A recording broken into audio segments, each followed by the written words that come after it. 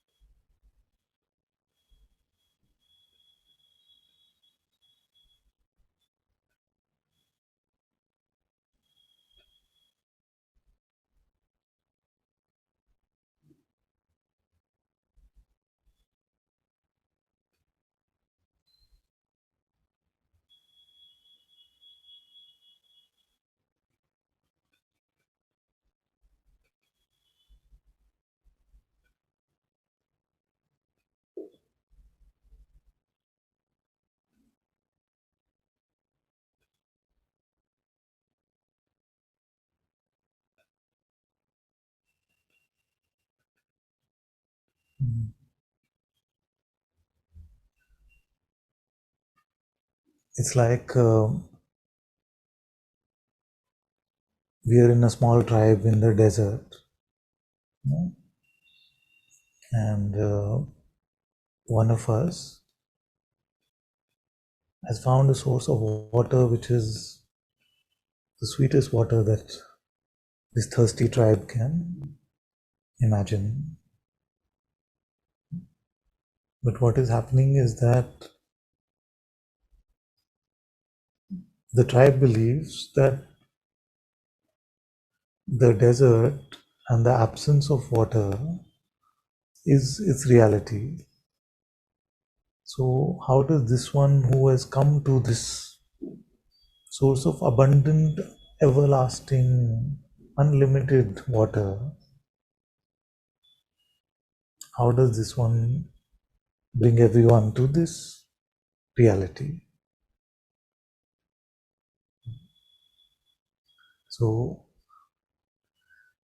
till we drop our notions of what is real, and the most difficult part of that seems to be to drop our notions of our own self.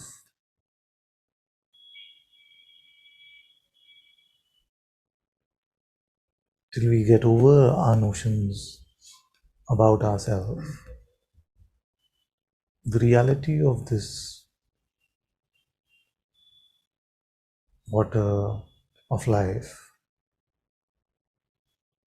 will seem to be at best conceptual.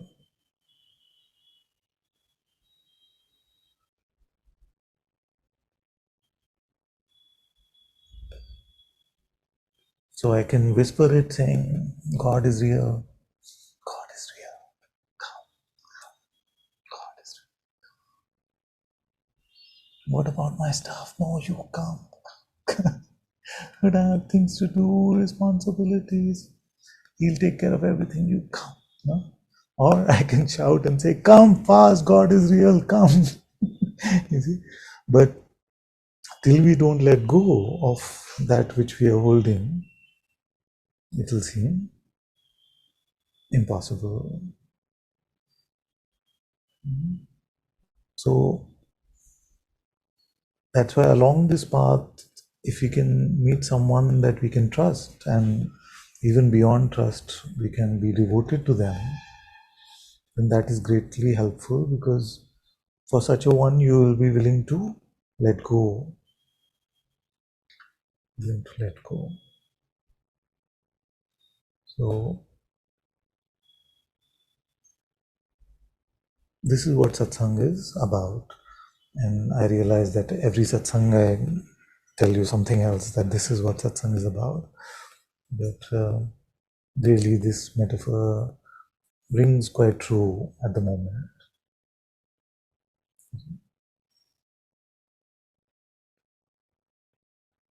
The other thing which is more and more staggering to me as I'm sharing satsang more and more with all of you, is that as we are letting go of the personal, as we are letting go of the personal, then we are also treating God as if God is a like a cloud or a rock or some inanimate kind of thing. But that's just not true. God is the most loving, the most intelligent, the most caring being that all of us will ever meet. And all the love and all the good things that are exhibited through our life and through the lives of others are just a gift from that one anyway.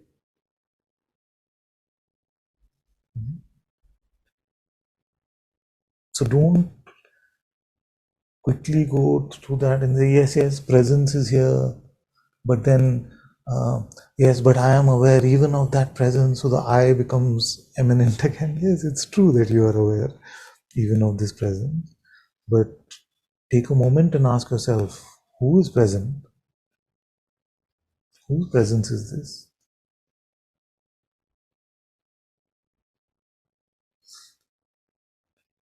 There is a presence within you which most of you now cannot doubt. But is it just like a sensation? Oh, there's some anger within me. Oh, there's some hunger within me. There's some joy within me. Is it just like that when we say there's a presence within me? I feel like sometimes we've just made like an emotion out of it. But there's an actual presence within you. Whose presence is that? Who is living there? And who is that you within which even presence can come?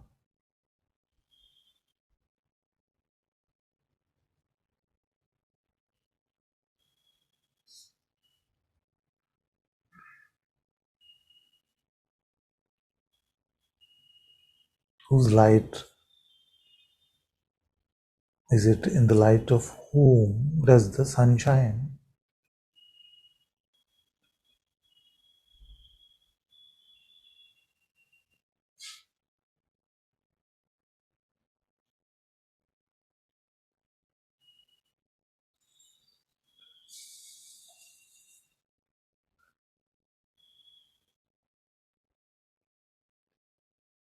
Words are so inadequate for me to try and explain how more and more I'm awestruck and love struck by God's presence that is here for all of us.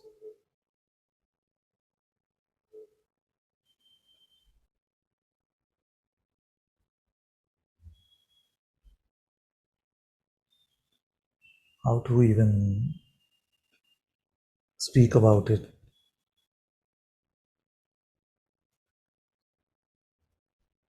how to even guide you to it,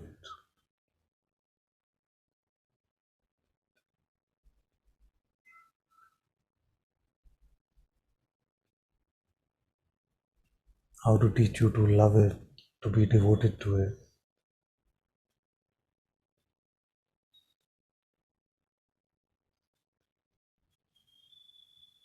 You only have to find the smell, You have to smell it in the master and you have to catch that scent, because if you just go with the words, it is only going to become conceptual. It is only going to become an understanding.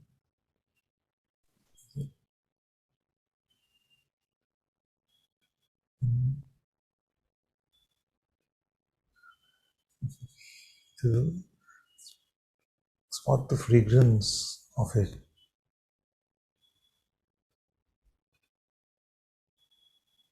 and follow it deep within your heart.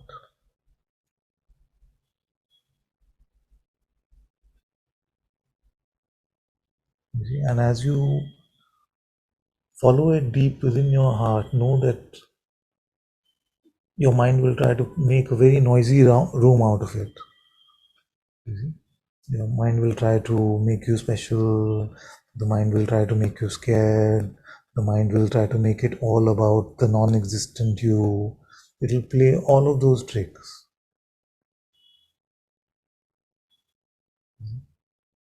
But you have to remain dogged in your pursuit of that smell, no matter what distraction comes.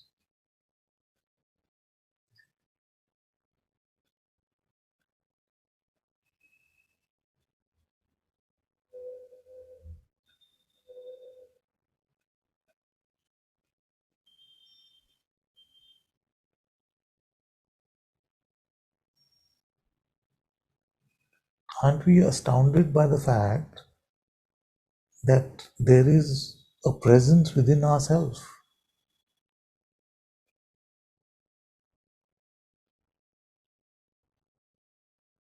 Are we?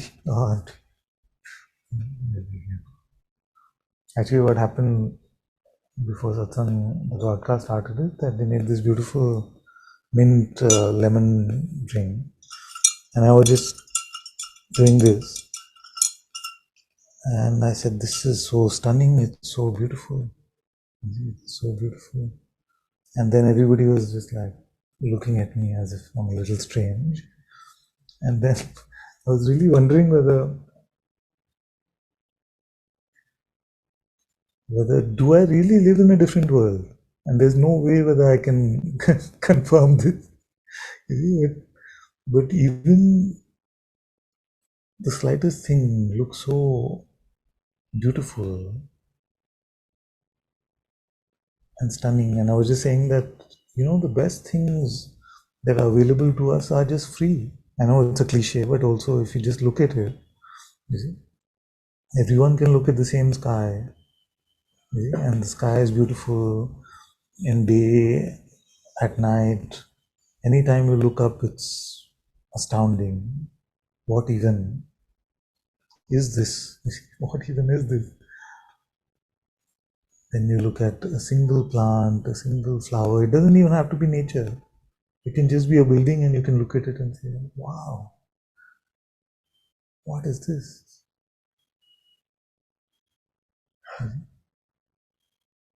But what is happening is that most of us are missing this beauty of our life. And every life is surrounded by beauty because we are spending all our time in our heads. And then I was sharing that actually the ones who are meeting the world fully are not struggling to leave the world behind and look at reality. The ones who are not even meeting the world fully are the ones who are struggling. Isn't that absurd? So if you're completely in pure perception of the world, and I say, okay, what is beyond perception? Those who are in pure perception can easily spot it. That I am aware beyond this perception, it is apparent to me that I am aware. You see? But those who are not even meeting perception are finding it difficult to leave perception behind. That's a great absurd dichotomy of some sense. That so those who are stuck in their mind are actually living a life of deep oppression. You see? It's a life of deep oppression, and they're neither enjoying the world and neither enjoying God.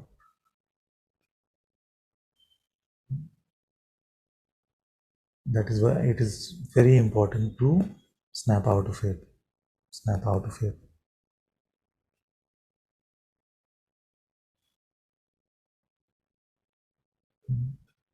You're missing these moments. Yeah?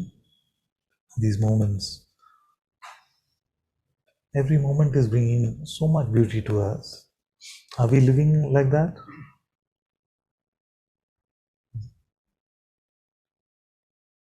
Only we need special vacations and times out of where we allow ourselves to experience the beauty that is surrounding us. Now, What's even more astounding than all of this is that there is a presence that is here.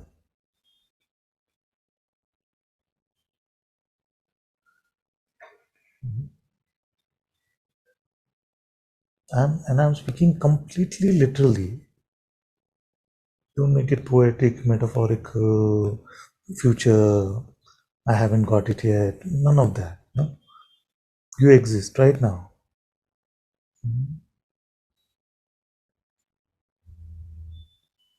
Who exists? Who is that?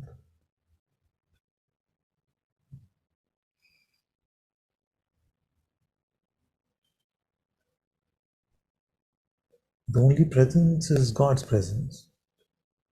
There's only one being.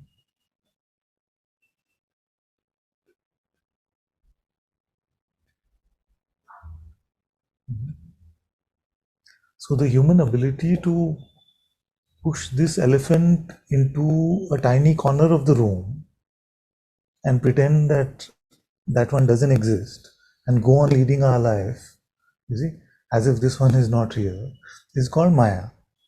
You see, this is Maya. This is the Leela. It's just like, let's deny the most obvious fact and try to make facts out of everything else which is going to die. This is the human condition. And this is what satsang is an antidote for. Most of us have been in spirituality a long time, but most of us still don't live as if God is a reality. We live as if me is a reality and God is secondary as long as God is helping me. So we've tried to believe this fact that God is real. Belief obviously doesn't help, especially when it's really important to hold on to that belief. It flies out the window. You see, when suffering comes, our belief in God flies out the window. So we have to meet this reality of God in a deeper way, which is more obvious than the seeming fact that I'm sitting on a couch.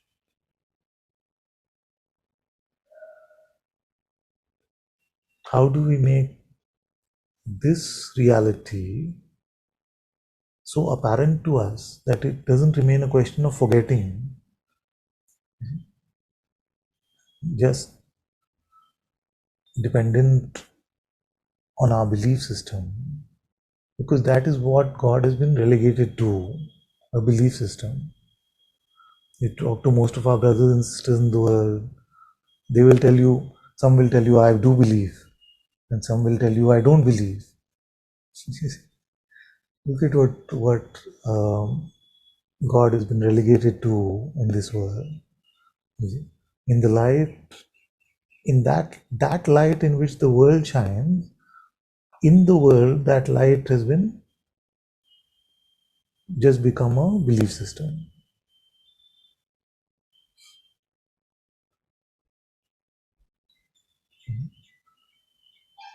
And I rarely meet one, even in the Sangha, who lives as if God is real. Most of us still live as if me is real, and then that me has some moments of relief when they come to peace in the presence. So the presence becomes a tool for the me to use instead of the glaring reality that it is. This is Maya.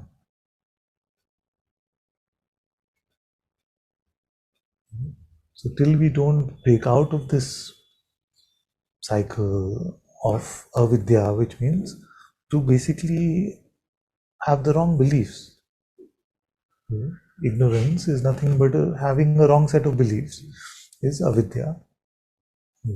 Because those wrong beliefs, they get in the way, they hypnotize us, they get in the way of recognition, realization, insight into the holy presence which is within all of us.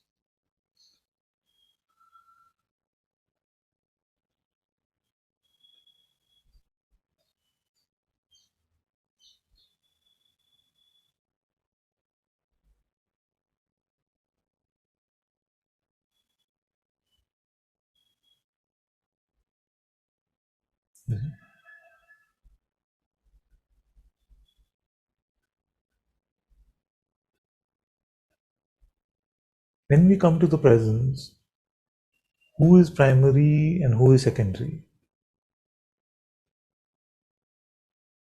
Is there a me who is becoming special now because they are coming to the presence? Is such a me even present in the presence?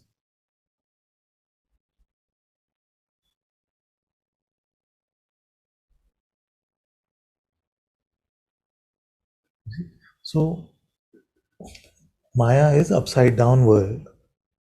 Everything is upside down. What is real is taken to be unreal. What is unreal is taken to be real. What is valuable is taken to be valueless, and that doesn't even exist is taken to be the most valuable. So all of us are in upside down world, and we must first accept that fact. You see, that this world uh,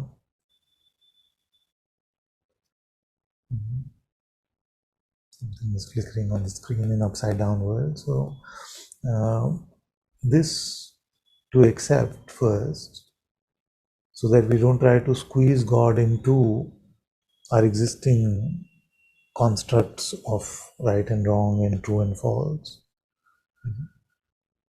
We must be willing to let go of the whole mental construct of everything.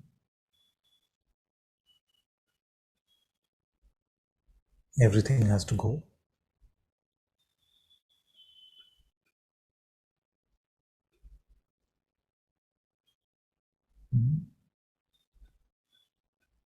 Everyone's together in this now. So, what have I said? I've just said basically that God is real. We are in denial of that fact. That denial is only possible because we have mental constructs which seem to block us from the true meeting with God. That's fundamentally everything that I've said. So, to be empty of these mental constructs is what is needed to meet the reality of life, reality of God's light.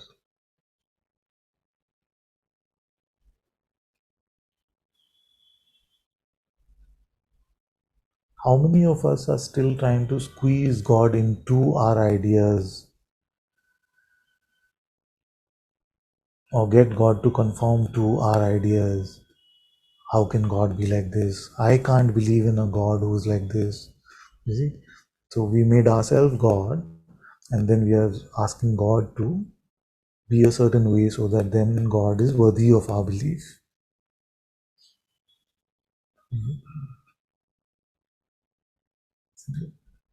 So let go of all of these belief systems. Let go of even the idea that God's job is to help you.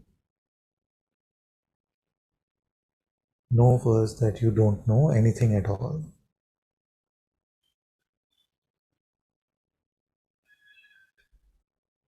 You don't know anything at all. Even this.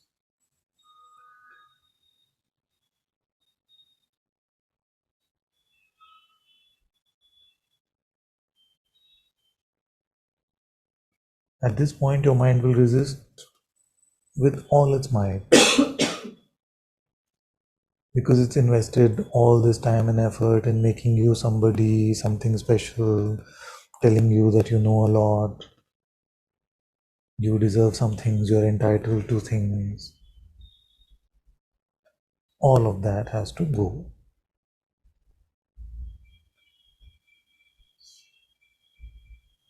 To come to this recognition of God's presence, to come to Atma Darshan, all this has to go.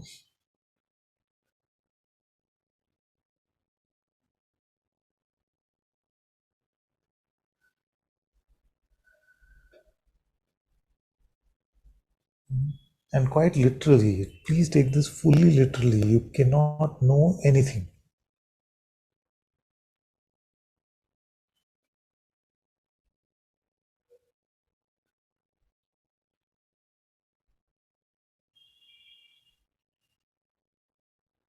Hand them over. Hand over everything that you think you know.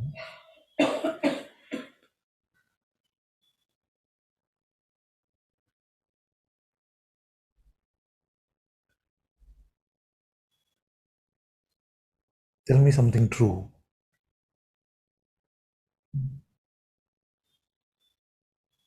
Tell me something true.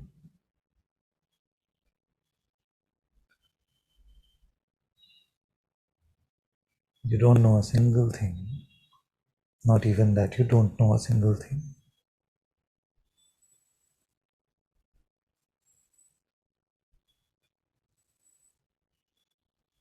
And if the mind is troubling you saying, but this is foolish, I can't be so foolish, I must know at least something, then I'll give you a better word which you have to forget soon after I give it to you.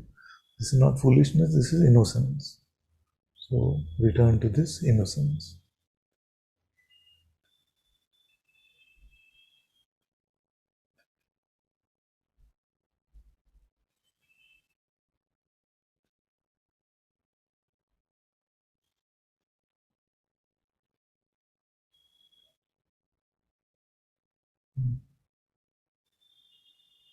Empty of knowing?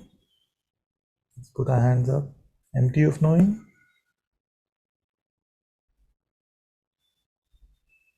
Some are saying, I don't know whether I'm empty of knowing. So don't even know that I don't know. Don't know anything. Even that you don't know. Just empty. Scared of letting something go? Who's scared of letting something go? Kind of. Just let it go. It's this what we are holding on to is like the seventh son of the seventh wife of one who never got married. It's as important as that one. Just let it go.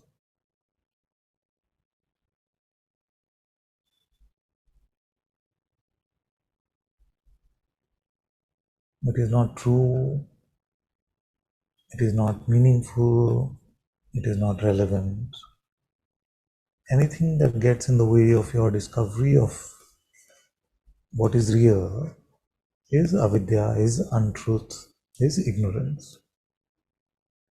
Just let it go.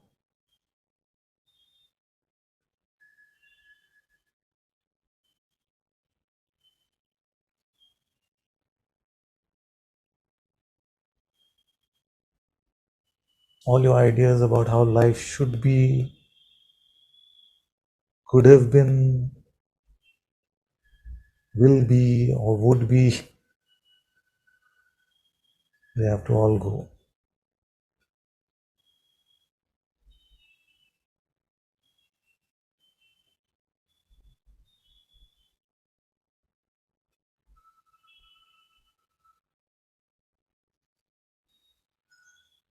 Remain fully empty, empty of everything.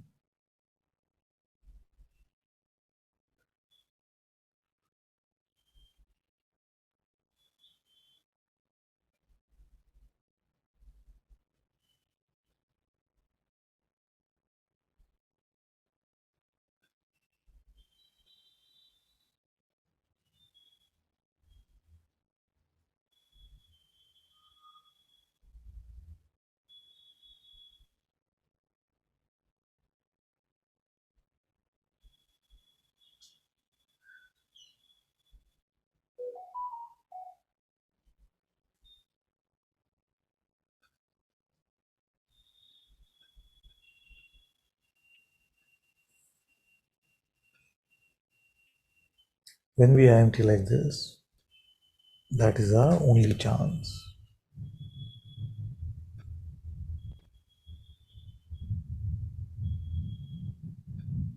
That is our only chance. This is how you clear the lane for God to become apparent.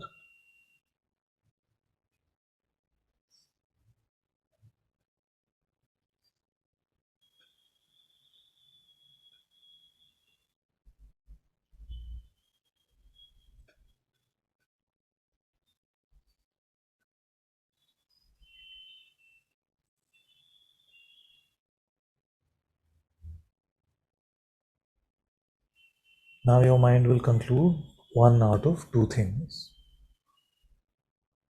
It could conclude, if the conclusion already is that I am empty, it could conclude that I am empty, but I don't find God. Can be the first conclusion. And the second could be that I am empty and here it is. The presence is right here.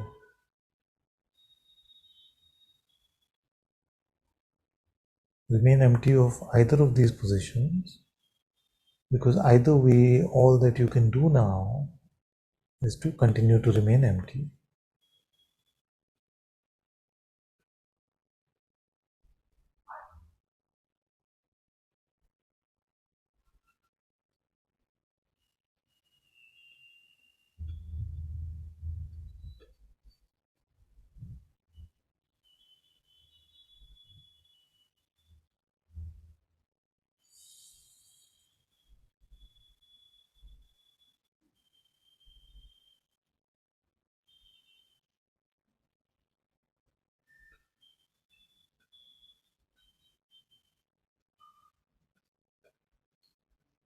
This is to set the foundation for living a true life, living in the way of the heart.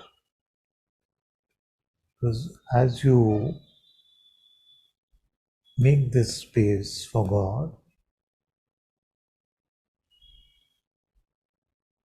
you will find that life is being run from your heart,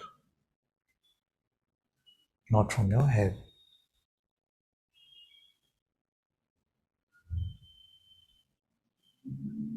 This is to live in God's will.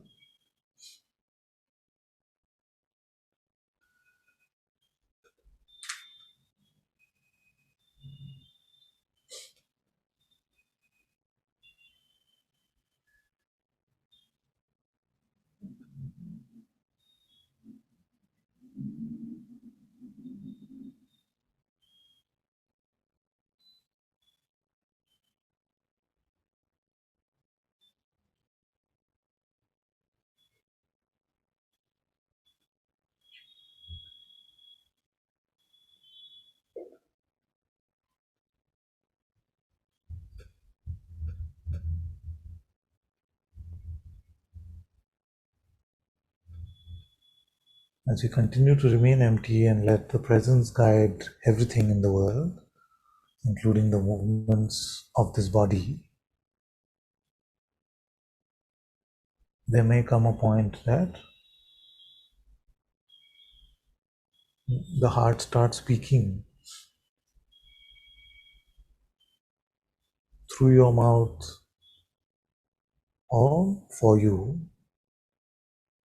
And even when it is speaking through your mouth, it is also for you.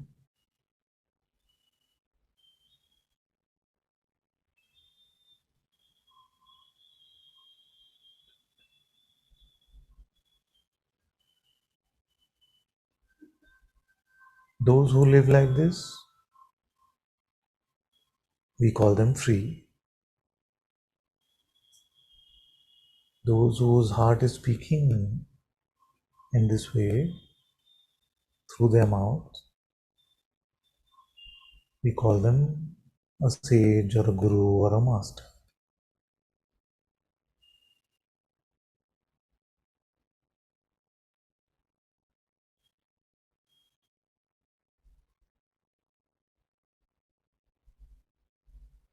It is the sheer absence of the limited self.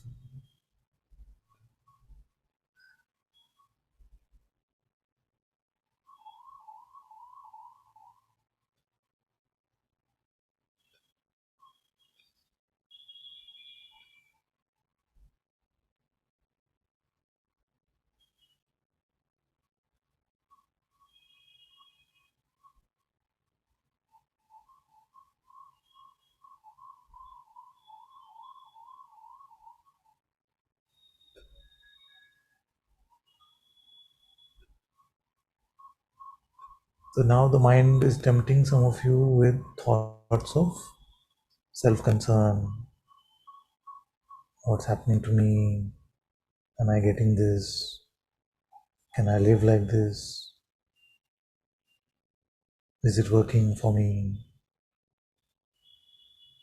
What is this energy that is coming to me? Leave all of that behind.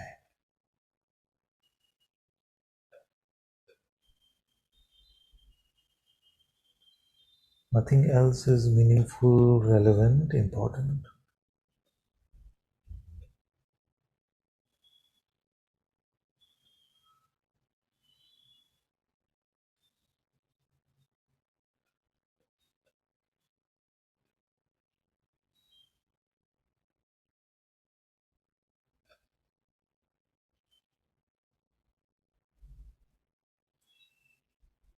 This is very delicate, and in a way you have to shelter it with all your might, because the slightest speck of egotism here will seem to block everything.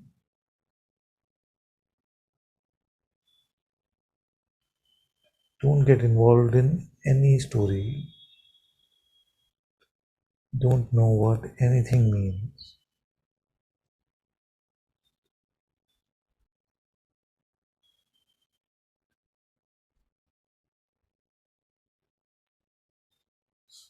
Remain empty,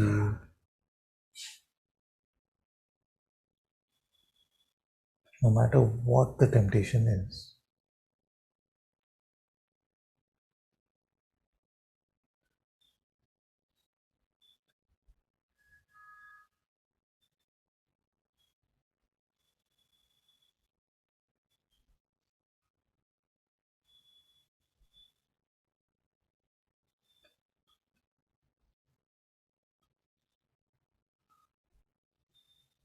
This is your ticket out of a life which is hell.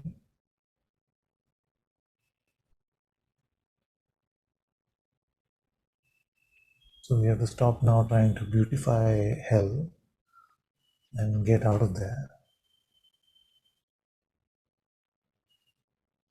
Don't try to make the life of the individual non-existent entity better and better. Just leave it.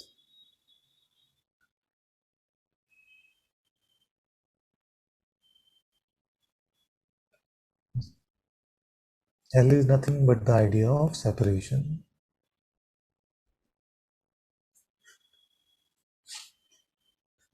And once you get used to the taste of living in God's light, and you notice that a moment of egotism will taste like such a disconnection, that you realize why I'm using the word hell for it.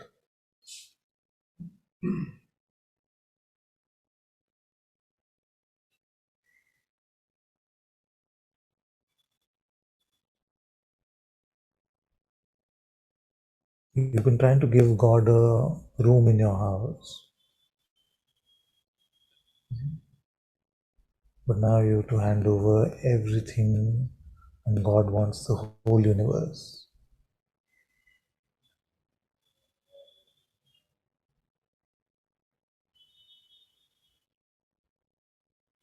You thought God was a support mechanism for when you're in trouble.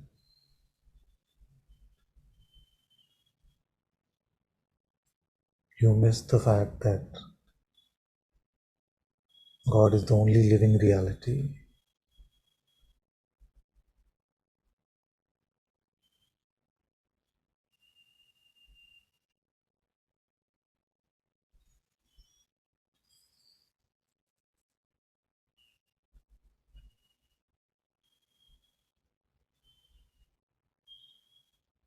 And remember that you will let it go only midway. You will let it go only midway. The mind will tell you, no, just little bit more and we'll complete this project, then we go to God. Together we'll go. Its promises are false, that tomorrow is never coming. The matter is urgent and important. There is no time to waste.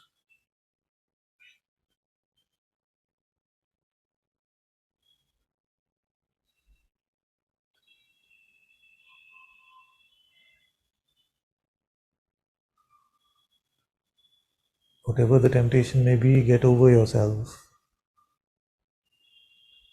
and let it go.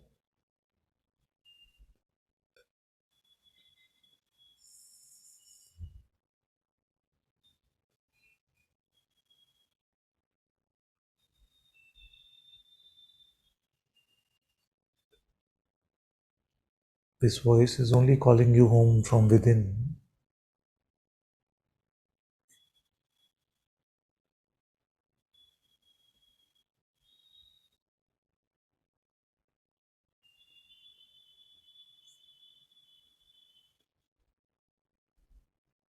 Don't let a single notion of me anywhere close to your house now. Let the house only be for God.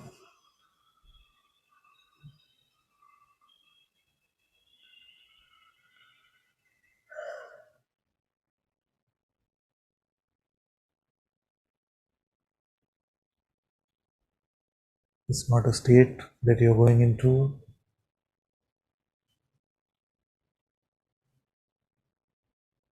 This is the most natural way of life.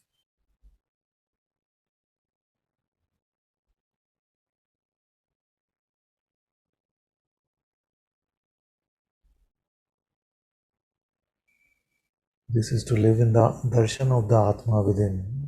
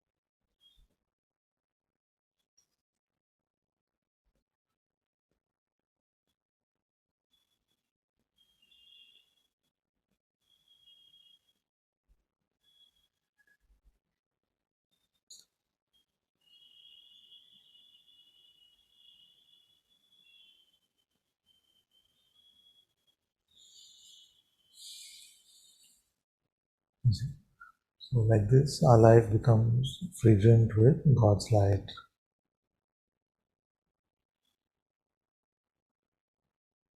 And as your life becomes fragrant with God's light alone, then your life also becomes a temple for others to come and find that fragrance.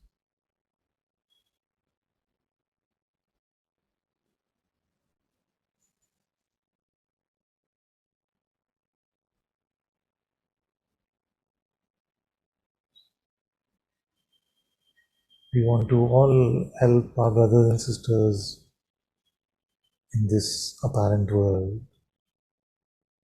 but none of us can help unless we are empty, unless we are living in God's light.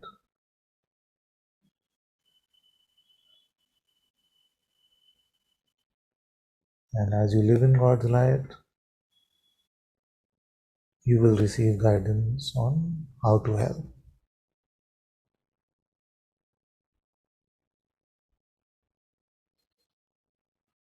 Only those who follow God's will can be the true teachers of God.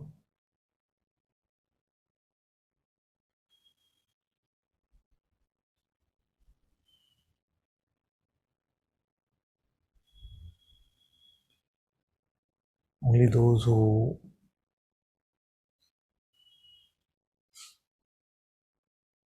can seem to do it for the love of God, for God Himself, and not for any selfishness, will truly bring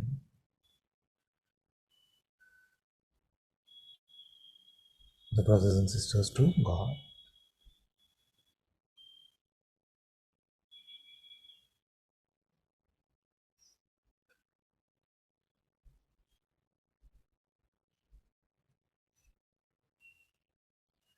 It's the most organic, most natural way to live.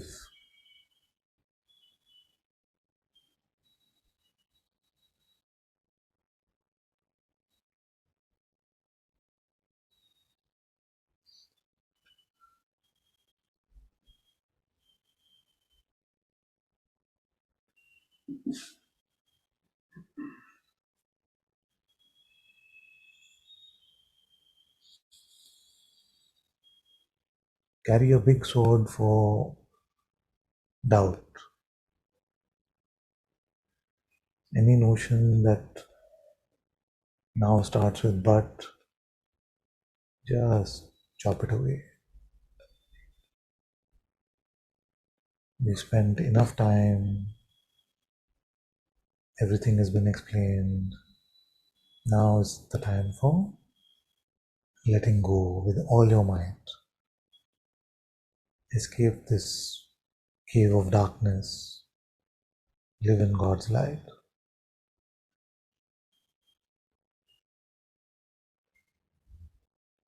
Remember, you don't have to finish any story. Nothing has to wait for resolution or justice or anything like that. Just drop it all, hand it over to God.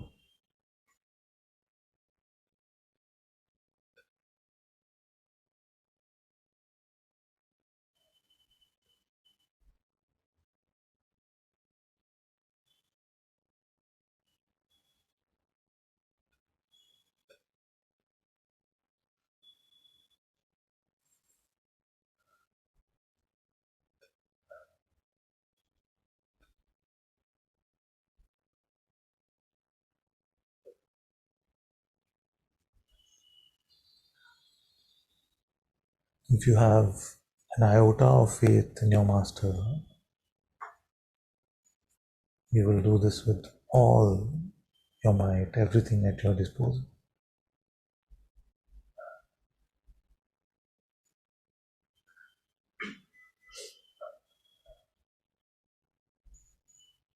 Or you will make it apparent that your allegiance lies with the non-existent me.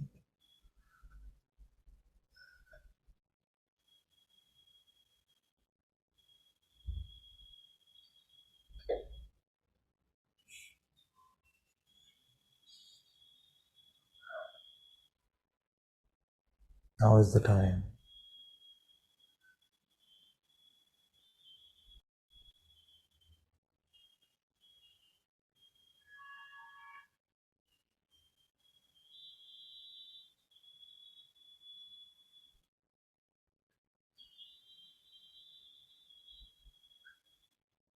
May this group that is listening to Satsang today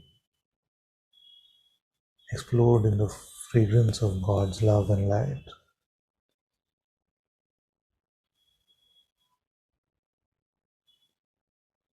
May my Master's grace bless them. The highest blessing.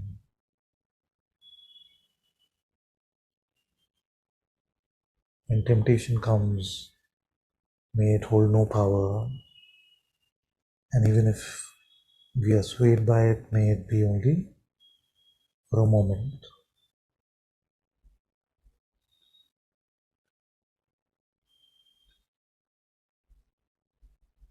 May we never have to let go of God or any proposal from the mind.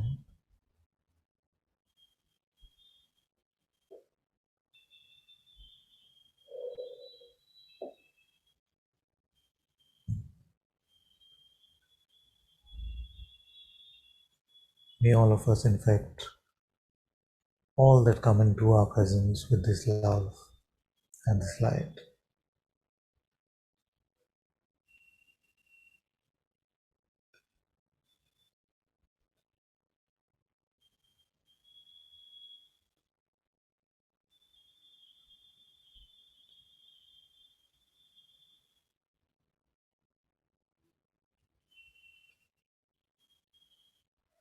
May our lives only be for God alone.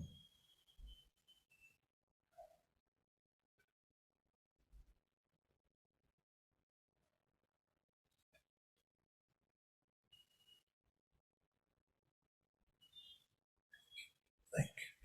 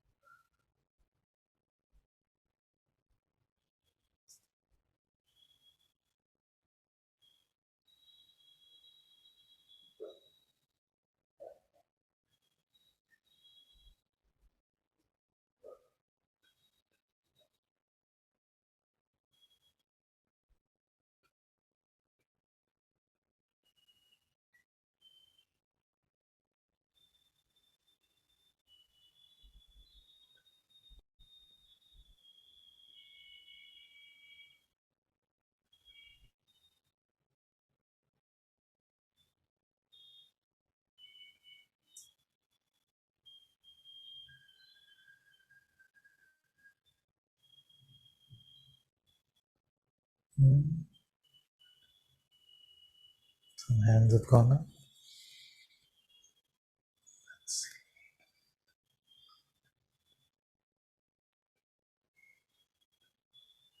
see. Okay, Clarissa. Hello, Ananda-ji. Thank you.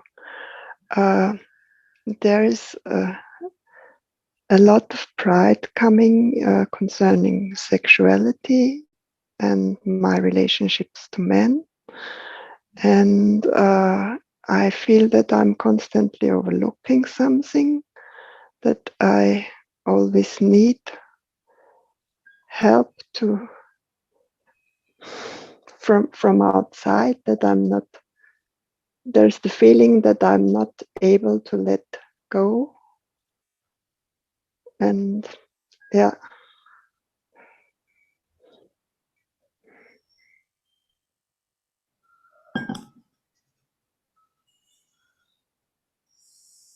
So is the question, how do I become free from this pride?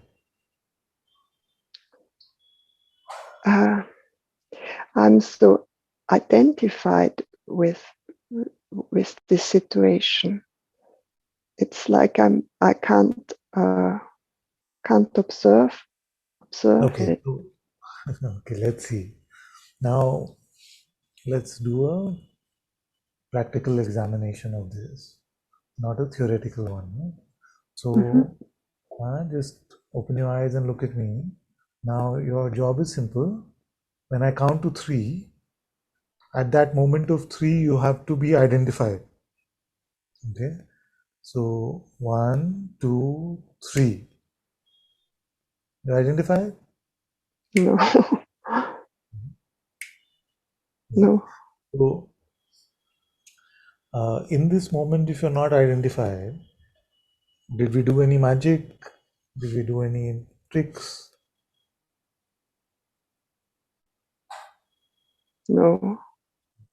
You're naturally not identified, but your mind is reporting that you are. Is it? So who should we trust?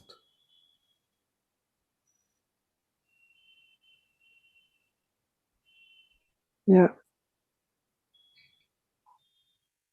there is the feeling of fear after this. There is emptiness, and then fear comes. Yes, but when we said don't know anything, don't know the label for what comes also. Without the label fear, what is it?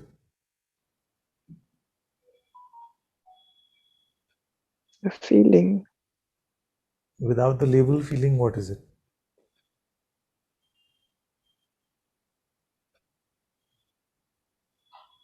And then sensation is also a label. Or, So label, and without the label, who is getting affected by this?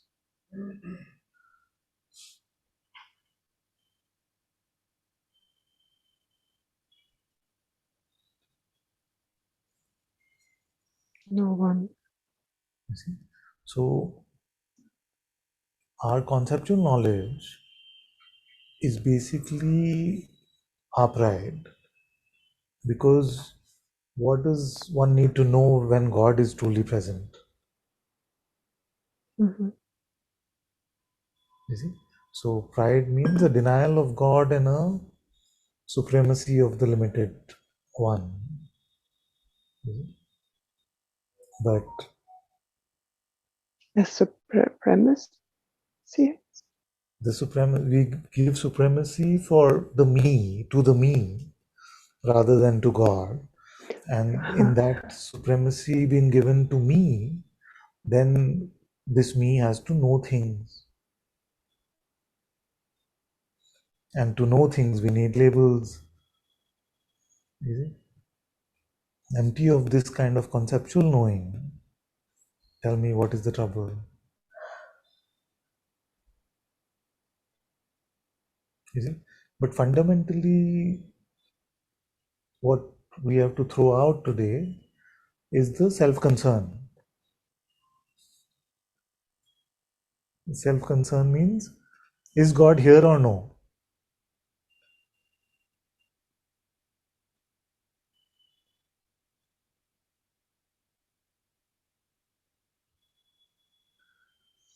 Is God here?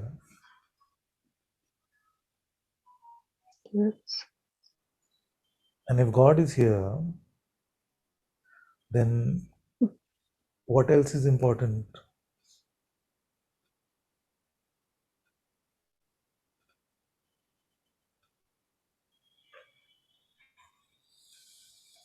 You see, so this is what I mean by saying that, and I'm not saying this as a chop, I'm just saying this as a way to look.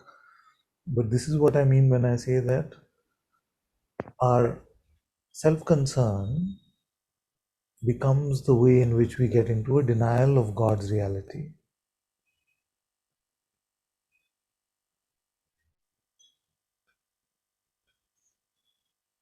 Now we are reporting that God is here.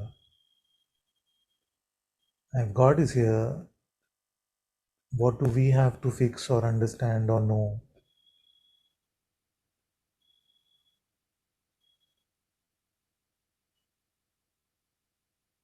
You see? So we still categorize it, although we may keep saying God is real, God is here, we still find a way to put that in the background. And the me comes in the foreground saying, yes, yes, God is here, but what about me? So I'm just pointing you to the temptation from the mind to still fix it for me, whereas you are coming to the greatest discovery possible in the human condition, because it is easier to discover the most ancient treasures of the world. You may make the most difficult scientific discoveries, but to come to a true darshan of God and to come to an opportunity to live in God is very rare. So, and the only way now that you will create obstacles in your own path is to get the me involved. Mm. So let anything happen to me, you stay with God. If 1 kilogram of fear is coming, let 1,000,000 kilograms of fear come.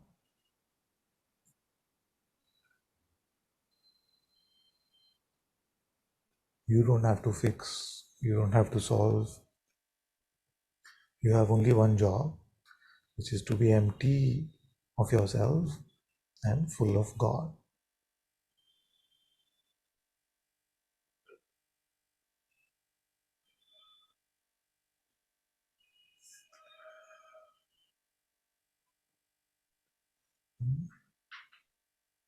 Yeah, that's still bright coming. Just because something comes doesn't make it yours. You see, the simple thing. Just because something presents itself doesn't make it yours. To make it yours, you have to claim it, you have to believe it. If you just spot that single trick, like we were doing the other day, that just one single trick like that, otherwise we will just continue to be sightseers, just looking at what is coming, and then by virtue of its coming, we make a claim that it is mine. But it is not yours if you allow it to come and go.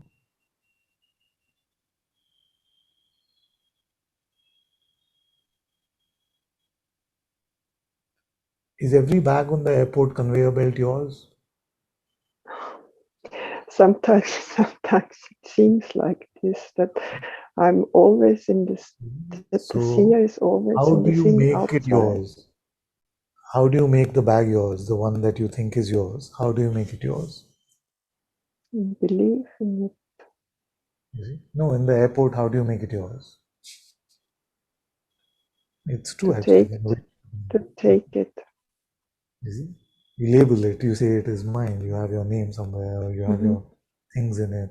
You see, so that literally is baggage. Let go of all your baggage. Nothing is yours.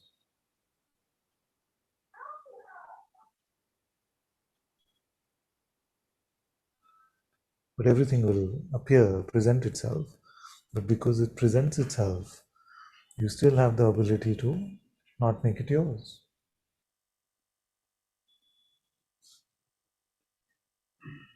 You see, the airline attendant may come and say, "Madam, this is yours because it has your name on it." But you can still say no. That must be another Clarissa. I don't know who this is. Nothing can force you to make something that you don't want yours. You see?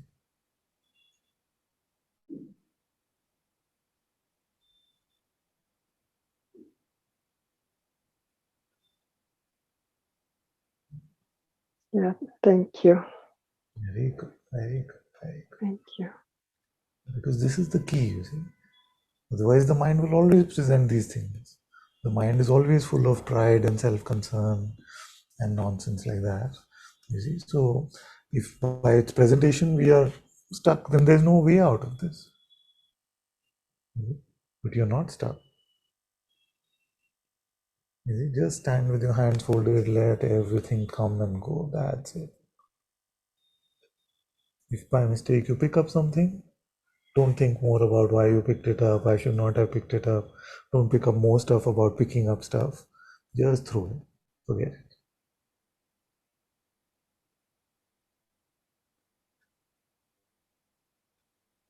Yeah, Very good. Very good. thank you. Stay in God. Stay in God's light. All this will become very easy. Make it about God. Thank you. Okay, let's go to Zen Peter.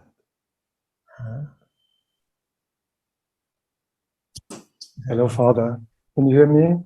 Good. Yes, yes, my dear. Yes. Hello.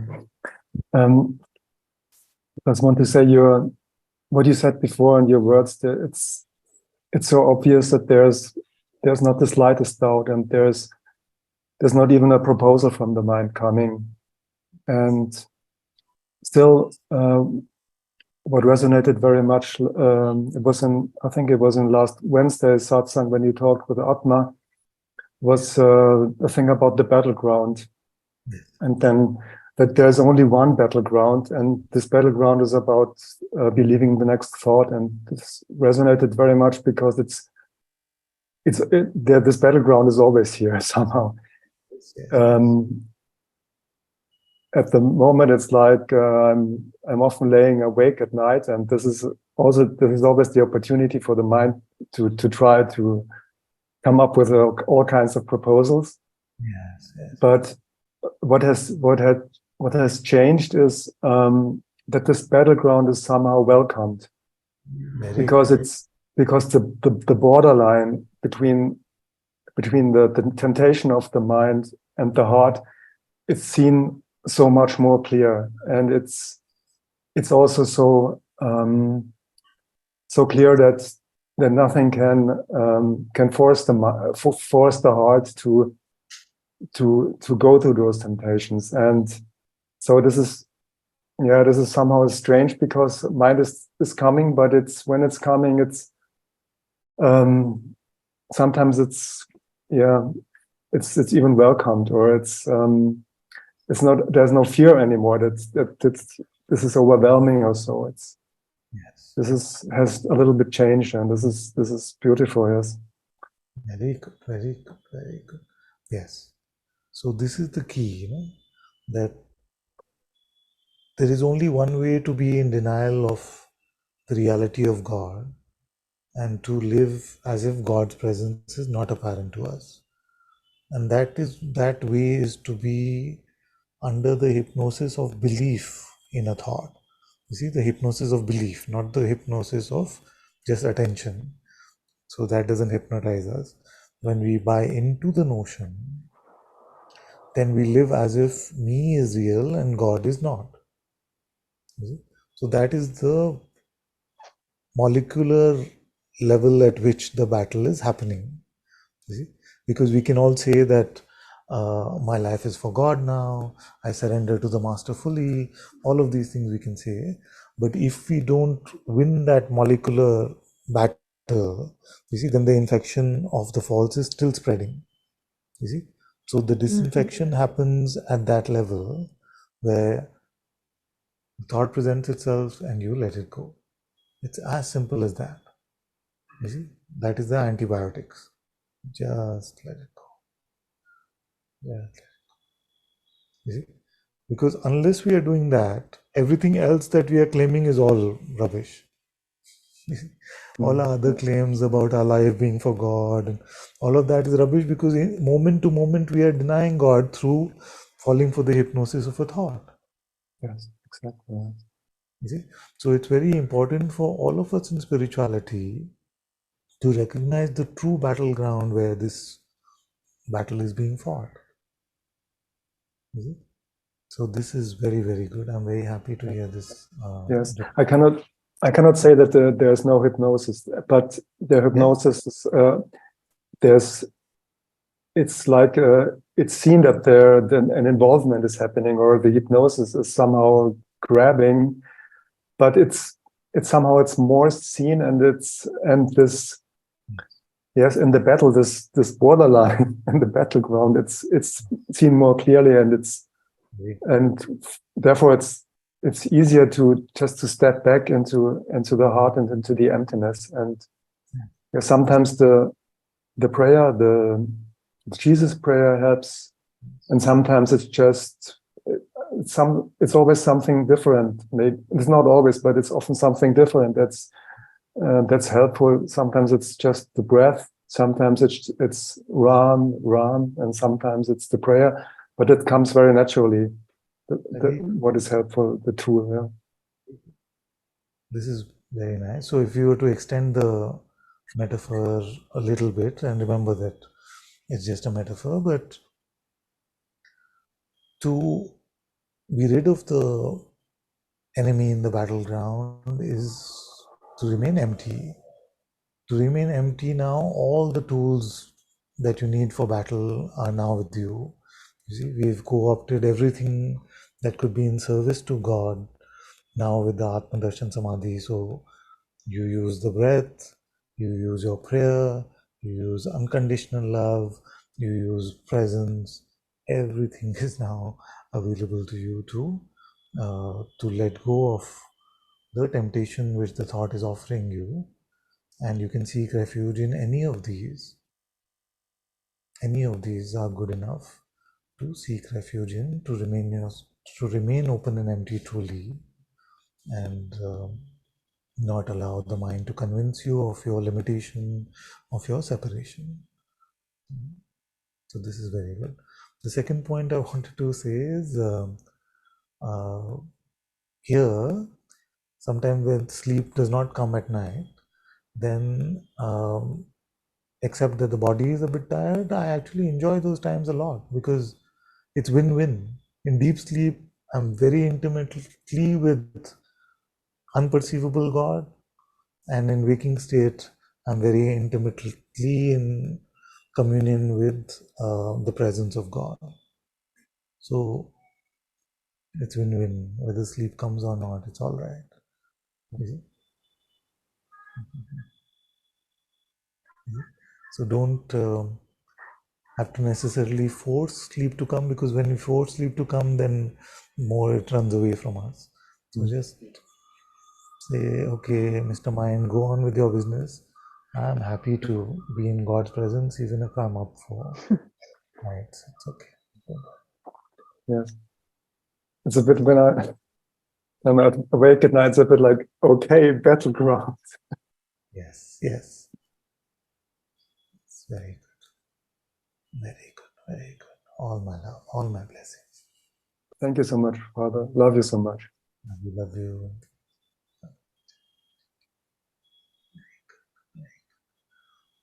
Okay, let's go to Audron. Namaste, Father.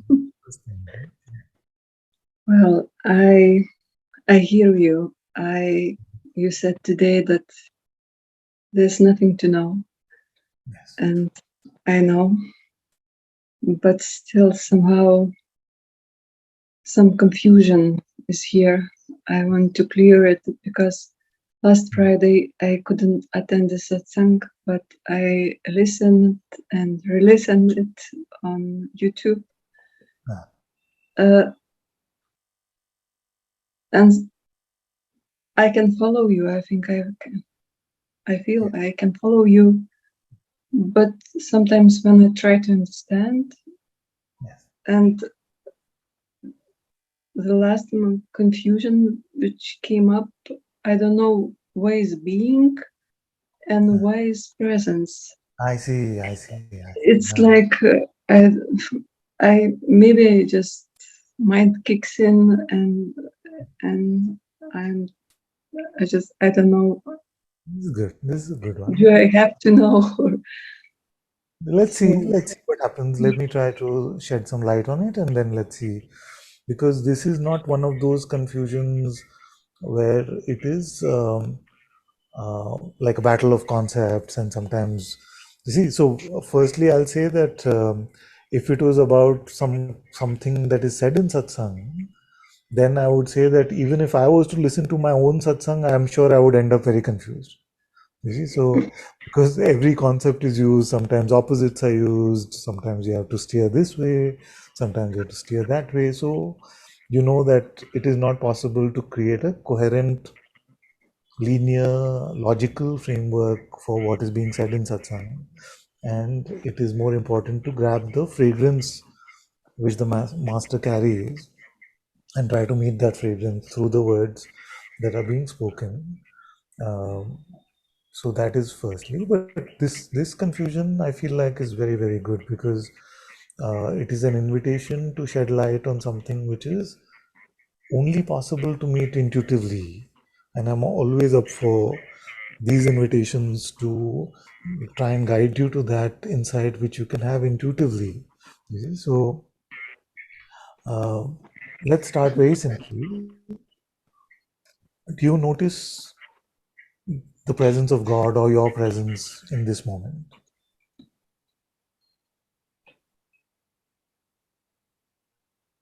Yes, Yes. yes, I am present. Very good. Very good. So this noticing, can you shed some light on it? What are you noticing? What is being noticed?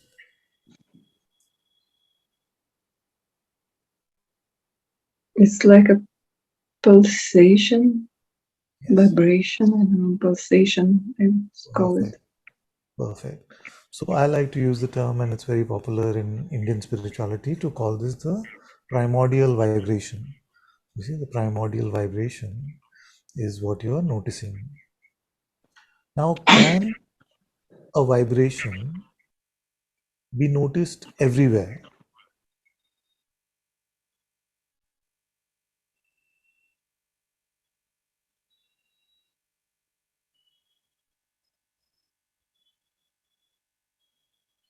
Not sure. Not sure. Very good.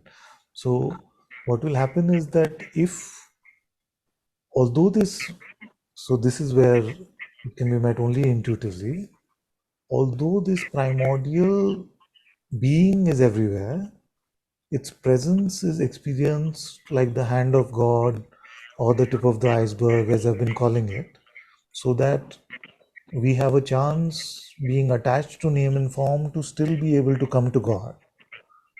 You see? So this presence, the primordial vibration that is arising out of your presence. And if I was to ask you intuitively, can you tell me whether this presence has a boundary or this being has a boundary? No. You see? So that answer came instantly because you know in your heart that it doesn't have a boundary. You see? So, and yet the meeting of the vibration, you see, is a meeting which you may say its core is in my heart, or I just feel it somewhere in my head or in my forehead or something like that. You may say like that. You see, so although it is not in the body, we are able to localize the core of the primordial vibration. You see, we call this the presence. This is the presence of being. You see, now the being itself is recognized as being unlimited. You see? Now that which is unlimited, we can never grab with our attention. You see, because our attention itself is limited. Everyone's able to follow. This is very subtle, and I'm happy to repeat it a few times if it is needed. So all of us are noticing the Atma, and you may say, it's here, it's here. This presence is here.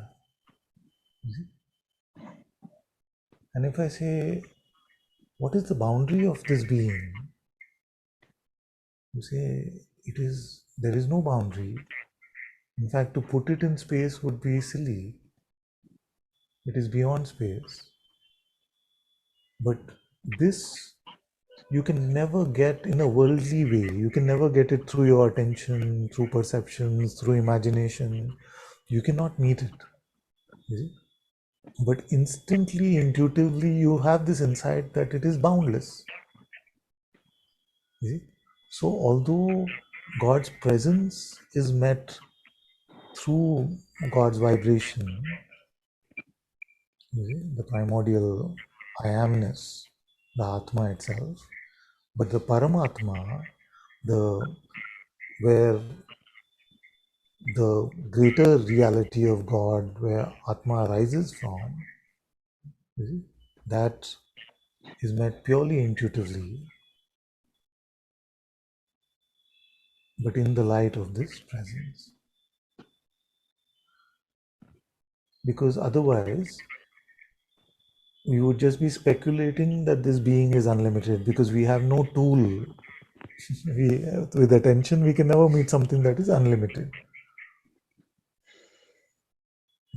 So this is the beauty of this presence, that it is at the cusp of the subtlest perception and being unperceivable. You see, it is the immaculate conception in a way that it itself does not have any manifest origin. It is both manifest and unmanifest. And we can meet the subtlest manifest aspect of it as the holy presence within ourselves. But in the light of this presence, we recognize that where this presence originates from is unlimited in nature. And that is an intuitive realization which a saint thousands of years back has the same realization as you are having in this moment.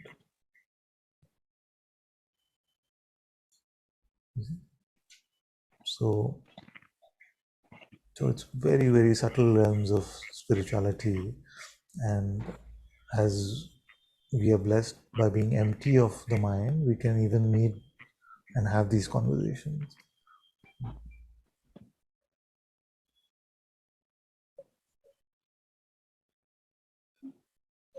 What's your sense now? You got a taste of it? Yes, now, and like I have got the taste of it in earlier, but so this is presence, what I am tasting now. Yes, What to this say? is presence, what you're tasting now. And the being whose presence this is that limited or unlimited?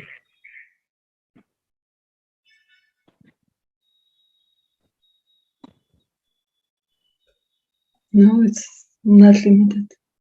Not limited. Where do you know that? Are you perceiving that? Or are you No, thinking not that? perceived. No, You cannot just perceive the unlimited, isn't it? You cannot perceive that which is unlimited, and neither can we think about it. Our mind does not have the capacity to contemplate the unlimited. So that is the presence itself, the Sadguru presence. That is why it is called the Sadguru presence. When you come to your presence, you recognize the unfathomable nature of God, which is beyond perception. That is why it is called Sadguru presence. The same one is also called Holy Spirit. So all have recognized throughout the ages that in the light of this presence can the truth of God be recognized.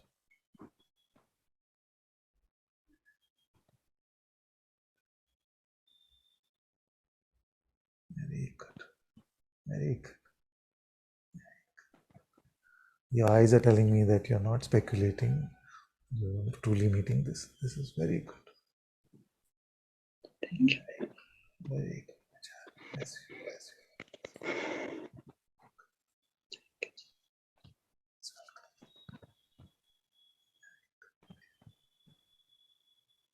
Okay, let's go to Sharat.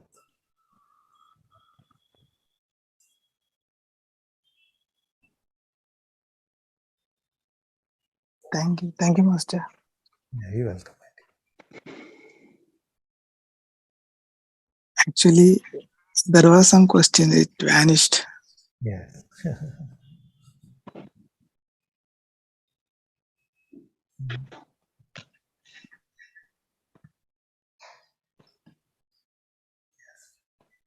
So this is very good.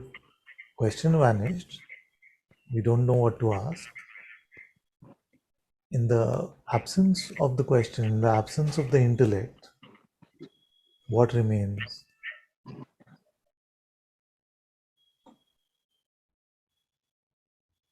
How silence is there, Master. Yes, yes. And who is perceiving this silence?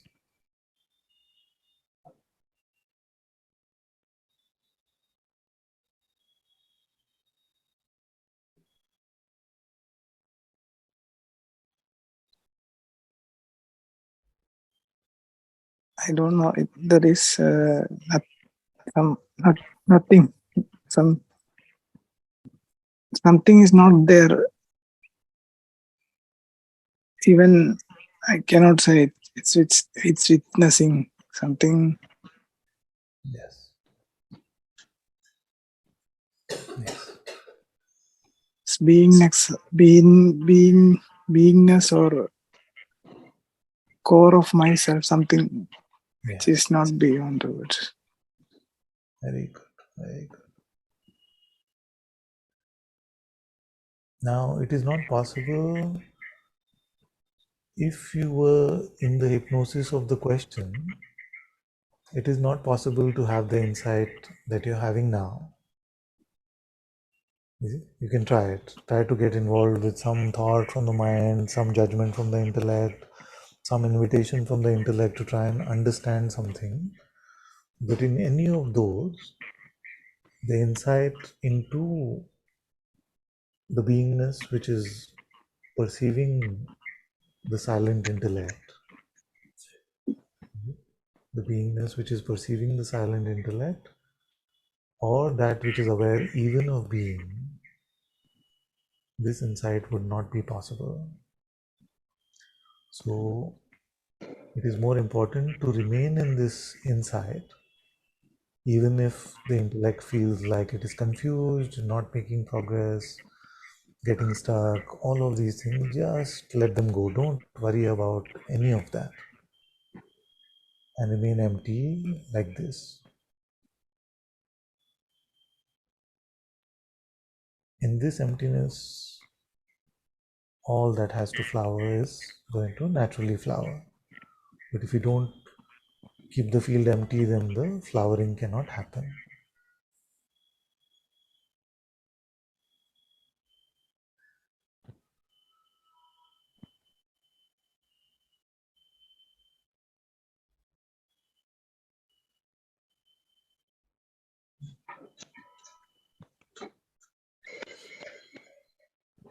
Very good, very good, very good. Thank you. Thank you for everything. Very welcome, always. Bless you.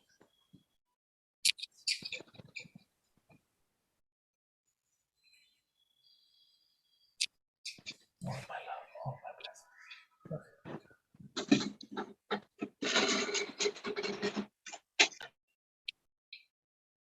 Let's go to Sri Ram.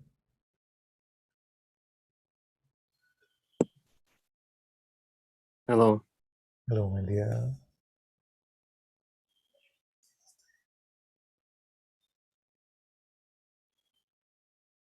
I just felt to come up.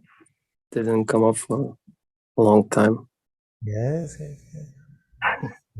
Good. Good you're here. Very welcome.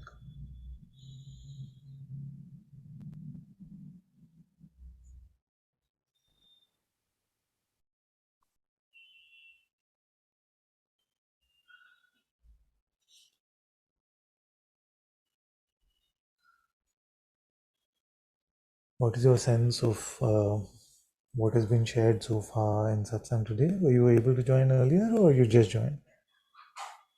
Yeah, I joined Wednesday as well.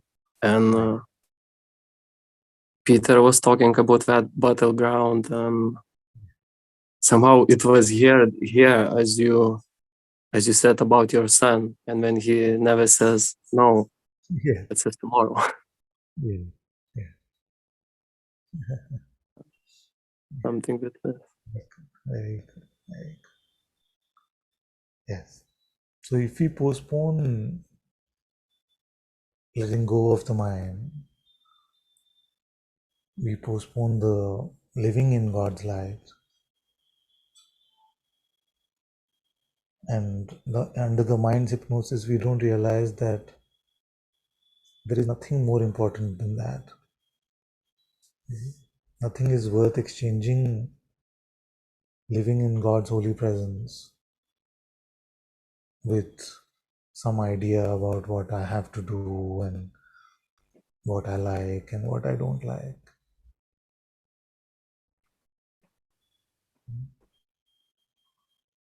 And mostly we don't even remember after a few minutes what we got involved with. It's all gone.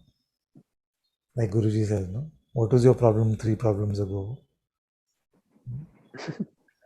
We don't remember. So it's just mind's postponing tactics.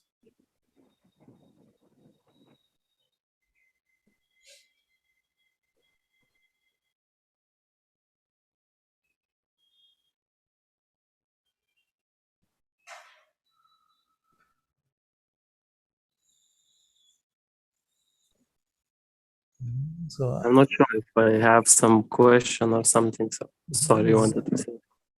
no, it's very good. So just intuitively in your heart, do you have a sense that you're spending your life mostly empty and in God's light, or is the mind really playing havoc?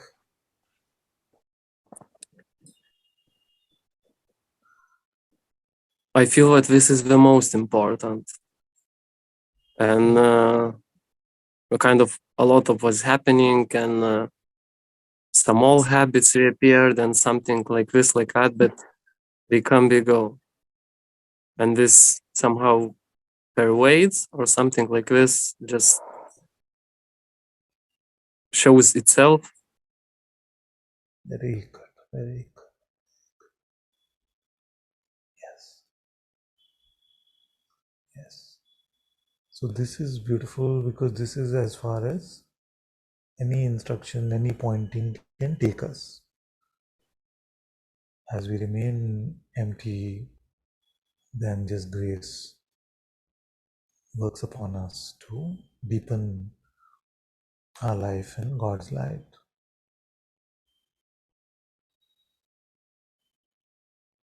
It's very good. Very Because it happened what we kind of, John was suffering a lot, and we found some teacher in UK, and we went to visit him, and we just sit with him and meditate, like good. Very good. that his way was, he's like very old now, like 86 or something, but his way is Jesus prayer, the main thing. Oh, I see. And when he suggested me, I kind of rejected that because I didn't, and then you came up with that. It was catching you from all sides. Huh? So yeah, Yes, it is very, very potent. Very potent. Any of because these. I, Yes. I never used mantra or breath or anything, just guidance and, you know, sitting. Yes. That's why I've been saying that actually to remain open and empty is the easiest. It is the easiest and the simplest. But because it is so difficult, I had to give the Atma Darshan Samadhi as well.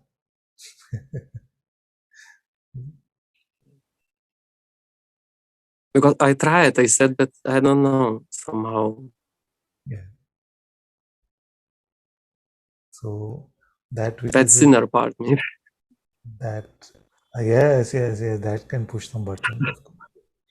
Hopefully I've explained that now what that is, and with the way I've made the construct, or I've explained the construct of sin, I feel like all of us will admit that we have sinned in that way, at least.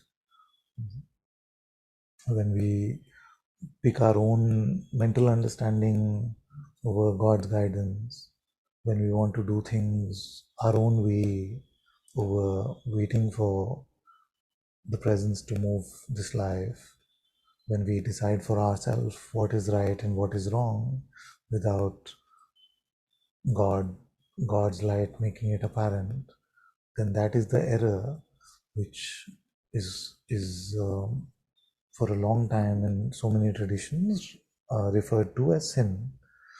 So I feel very, very comfortable that even now there are moments where I want to do things on my own terms rather than following God's will. So I'm not comfortable with that. I'm comfortable with acknowledging that fact that that is true and it continues to happen here. So in that way, definitely I am a sinner. And I also noticed that because it is pushing this button, because it is pushing this button where apparently all of us are so open and empty, but a mere word can just trigger so much. So that is my second feeling, to leave it there so that we never get into any pride. So it's a beautiful invitation to humility. And yes, I'm spotting pride here as I notice, as I get deeper in God's light. I notice the areas where I may still get stuck in some pride about something. So, yes, I am a sinner. Is it?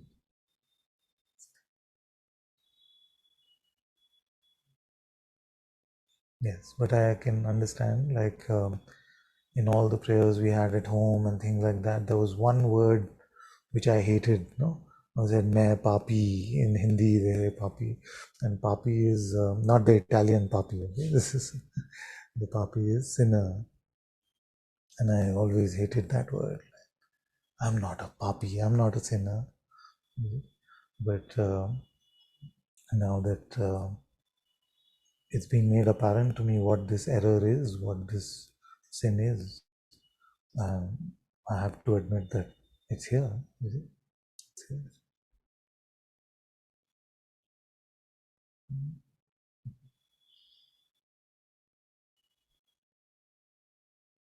It's very good. That which pushes our buttons is usually very helpful to us anyway.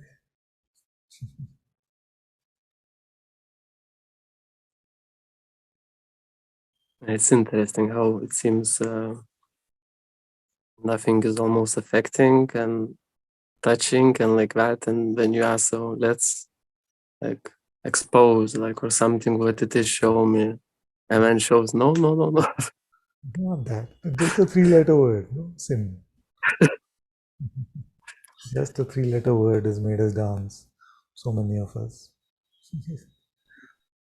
Very good. Very good. So this is what I mean, that we can keep spotting our pride. We can keep spotting our pride as we keep looking openly, that we still know things. We still know things in spite of God's presence. It's very good. Keep going like this. It's very good. Very good.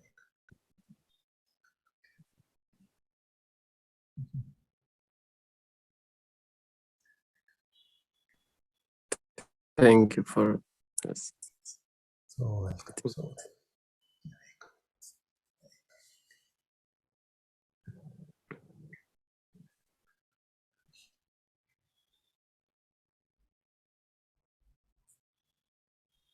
Let me just get a sip of water.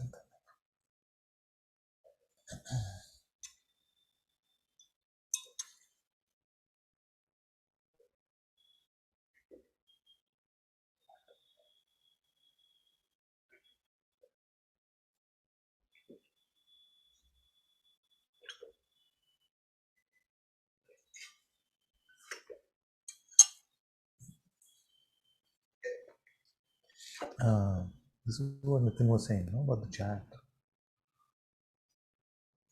The chat has all this log of who has joined and who. Yeah. There must be a setting. We'll look at that. Let's go to Lian. Namaste, Father. Yeah. Thank you so much. Well, Yeah, just some kind of impulse to come up came. It's not really clear what I want to ring or share. Just like these last satsangs, like your pointings and your guidance feels like really clear. There's a very clear recognition of this presence, and somehow maybe like a very beginner's question come up, but I just want like to put it here, like it's there's what remains to do, like if anything, like there remains like something like to be free, what something like that, you know, like. I see. Okay, so you're saying, correct me if I've not understood properly. So you're saying, are there any blind spots that that I feel you may have, because the presence is apparent to you?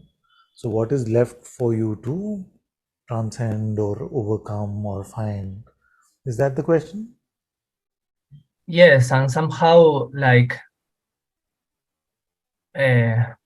when I speak, I don't want to put it like something like me and presence, because that isn't really like the sense, but it would be like just to keep with it, to stay with it, or just like what would be like the instruction in a way, like. Yes, my dear. So yeah, that's a good question. So yes, to just stay with it. And I can tell you that I don't say this trivially, that every day when I wake up in the morning, I just feel so awestruck that God's presence is apparent.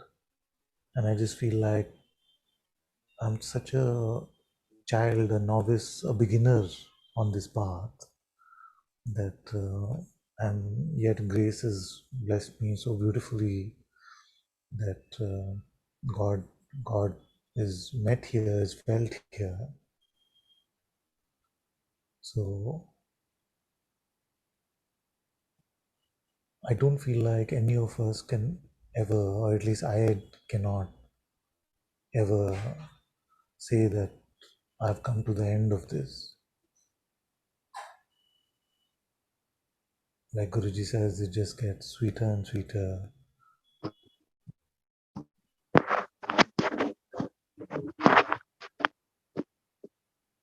So yes, just stay with this.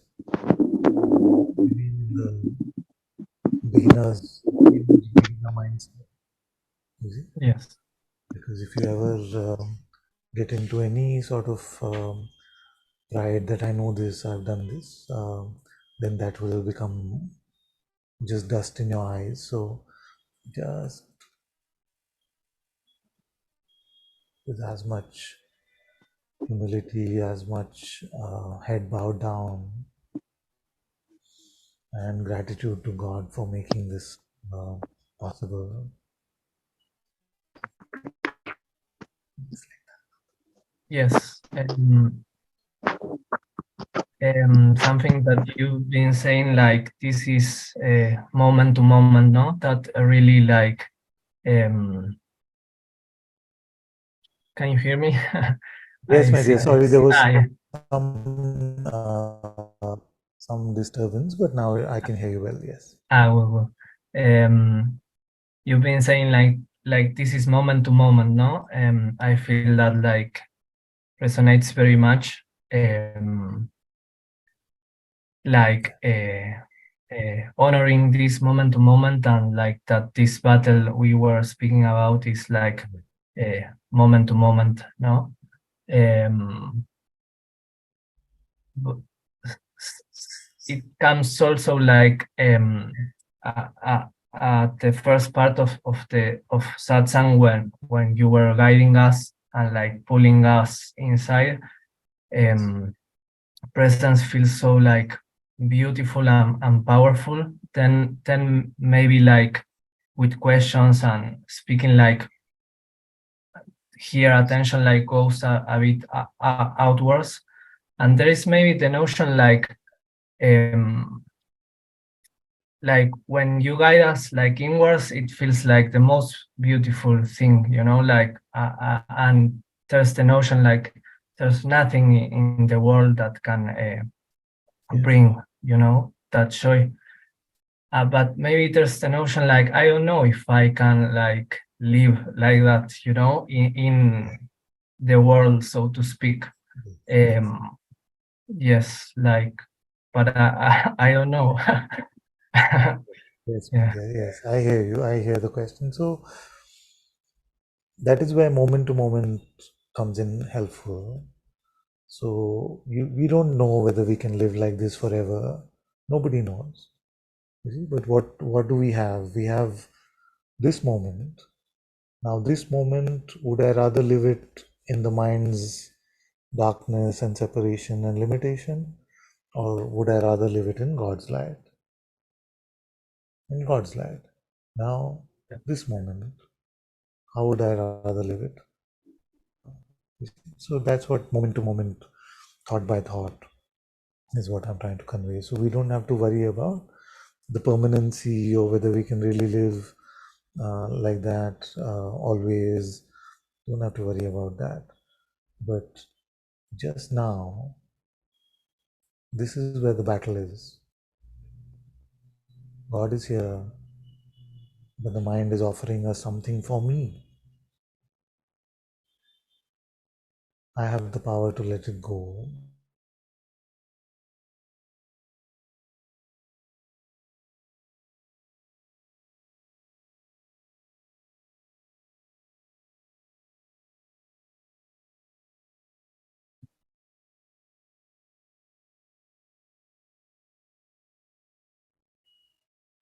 I didn't realize at what point we got disconnected. But I was just saying that this is the point of value. This is the only moment that matters, which is right now. God's presence is alive by Guruji's grace. It is apparent, and the mind can come with its offer, with its temptation to make a better me, something special in the me. But all of us have the power to let it come and let it go, and to remain in God.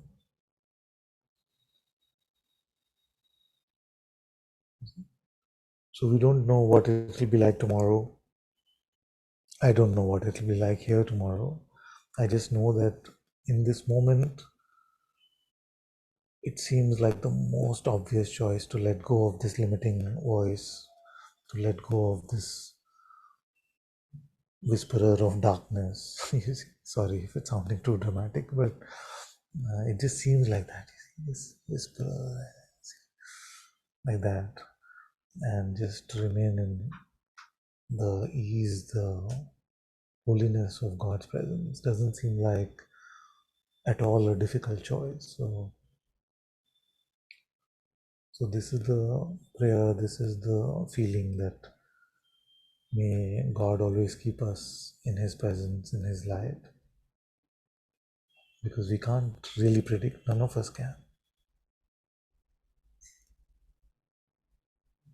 Very good, very good. All my Thank love, you so much. always welcome.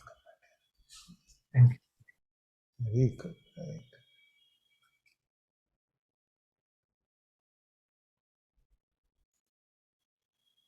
Okay, let's go to Kamu's phone. Namaste, Father. Namaste, my dear. Father, I just want to ask कि when my attention goes to the sound of the birds when I'm walking, Yes. then the attention goes on the thoughts. Then the thoughts also go, then I'm blank for certain time. Then again the thoughts come. So is this living with the presence or am I living in the mind? I cannot understand. Yes. If you're only using attention, you see, so attention goes on the sound of the bird, attention goes on the mind, attention goes on some visual perception, all the senses, then you're not living in the mind, you're living still in the presence, because this is what I call pure perception. Pure perception means uncontaminated by belief in the mind. See? So just by mere attention, there is no trouble. Everything can come and everything can go. Like the Zen master said, no? They said, open your front door and back door. Thoughts are like visitors. Let them come and go, but don't serve them tea. You see? Now, with your attention, you notice they're coming and going, isn't it? But to serve Yes. them tea, we to give them belief, to identify. So as long as you're not doing that, you're fine, completely fine. Sometimes it does happen कि I go in the mind. Then again, the awareness is there. Yes. So yes, it happens. This will happen, and it happens for everyone. That some belief is given sometimes to the mind, but you'll notice that that becomes just momentary, and that reduces more and more. You're living in the heart so much, you're living in God's light so much that you're not giving so much importance, value, meaning to the thought anymore. But momentarily, even for sages, it has happened, and they've reported that. You see? So don't aim for 100%. Just have to worry about this moment, this moment, this moment. You see? Father, one more question. Yes. Actually, I hear old songs, no? Then those songs go on repeating in my Yes. mind. And I'm hearing that I can witness ki this is all going on and going on. Sometimes they go off, but sometimes they trouble me also. So I don't understand. Yes. If You I said fight, songs are you hearing? yeah, No, they you're go on saying repeating in my like bhajans, you're mind. saying? Any song, old songs, bhajans, Old. anything. So what happens is that like the kids say these days, they keep playing on loop inwardly Yeah. also. And your question is whether they are a problem. No, not really. No, Unless you're sometimes really they are problem because I want to get rid of them. But when I just leave them, then they go off.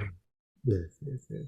But this is So happening very often with me. yes, as long as you're just hearing it, just in your attention mildly, and you're not getting into any story of yourself saying, oh, when this song came out, then I was in college and I used to love it so much, and you're not building the persona using this, then there's no trouble. You don't have to worry. Nothing like that. Very good. Then it's Only hearing. fine. That's fine. Thank you, Father. Very welcome. Very welcome. Thank you. Yes.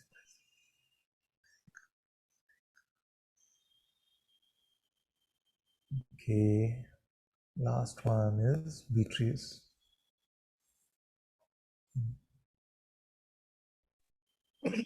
Namaste, Father. Namaste. Namaste, my dear. Thank you.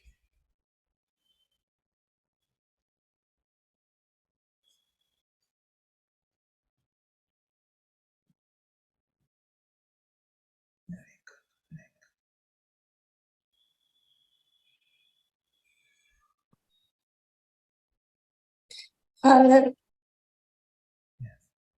a master called me. Huh? Who One called you? master, one master called, one master One master. called me to go to him, to I know see. him. And I was going to, the last 2 weeks, I was with them. I see. I see. And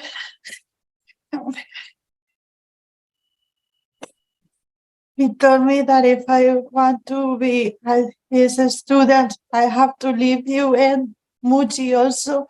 But I don't want to leave you, and I don't want to leave Guruji. Yes. So I tell him that I'm not going to follow him or something. Yes. He gives me many things. He offered me many things. After you said that you don't want to leave satsang with Guruji, then what did you say after that? That he gives me many Good. things. And his sangha also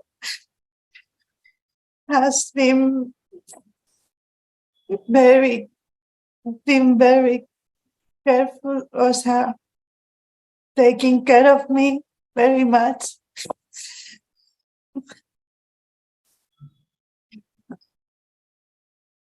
And I am so happy to be with you and with Guruji. But he gives me also doubts. And now I'm... This is that old example, no? What is that example? So, I'm going to give you something, you don't take it. Huh? Can I give it to you without your taking it? Take this phone. Huh? I'm giving it to you. You don't take it. Huh? Can anyone give you anything? So nobody can give you doubts. You have to take them.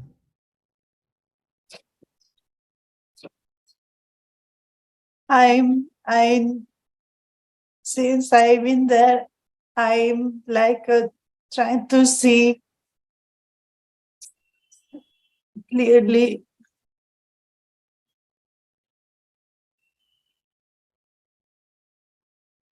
I'll tell you how to doubt. Okay, let's change this around. Okay, so suppose I was going to a new master, no, and because there is so much trouble in the world, where there's so much exploitation and all these things, then we have to be careful when we have to go to a master. So we must doubt fully. We must doubt fully. Find out if he is exploiting us in any way, if he is exploiting monetarily, physically, mentally. Find out everything, whether there is any of that happening. But once you've done that, and do that for weeks, 1 month, 2 months, do full due diligence. I don't know if there's a Spanish word for due diligence, but full exploration, find out really what you feel, what you find, everything. But after that, you've done that, then you have to let go. Then you surrender. Okay. Because if you keep that seed of doubt alive, then it'll keep popping up just when the master says, let go of yourself. You see? Let go of yourself. That seed will activate and say, oh, is he really my master? Am I really devoted to him? You see, all the doubt will come. You see? So first, if you want start fresh, start with full doubt. For next 2 months, you doubt everything. Yeah. What does he want? Ask students who've come here for 12 years. You see, what does he want? Is he fooling us? Has he taken something from us? What is the This I've been doing these 2 weeks that so I do that? was with him. I was putting, seeing, because for me it was so strange that he asked me to do this, that Yeah. So I just do that is Colombo. um, that is very natural. In most masters you go to, they will tell you that if you want to follow them, you must leave everyone else. It is not uncommon. Even in India, most masters will say that you cannot follow two masters at the same time. And I understand that also, because uh, what is being asked of the disciple is that they let go of their ego completely. And that letting go of their ego completely requires a lot of devotion to the master. And if you're confused about, oh, but who's my master, then that seems quite difficult to do. So I understand where it is coming from. But for all of you, I have told you that you can feel free, go wherever you want, as long as when you meet the master, you truly come to your heart, you truly come to God's presence. You see? Then it is fine to go to that master, to be open and empty. It's completely fine. It is true satsang to come to God's presence within you.